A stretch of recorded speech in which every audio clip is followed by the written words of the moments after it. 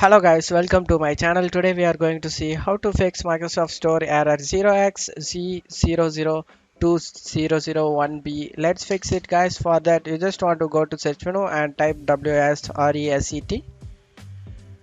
Click on the run command, open it guys. So wait for it until this process done.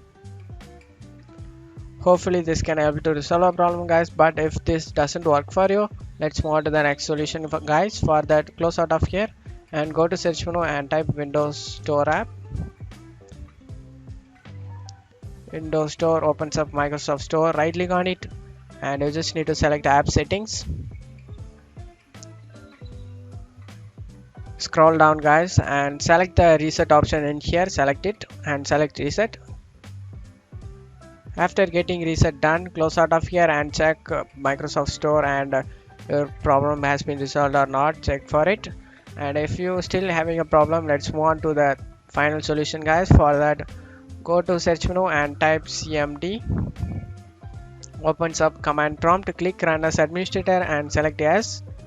Now check my video description for these commands guys, all commands. You just want to copy it one by one and paste it in here guys. This will take some time to finish it. Wait for it and until this process all finished. This is file checking utility scan guys.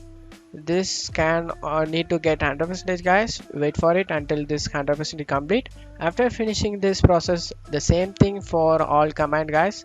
Just need to do it all commands one by one, and after doing it, close out of here and go ahead and restart your PC. After restarting, check your problem has been resolved. And that's it for today's video guys. Give me a like and subscribe. Thank you.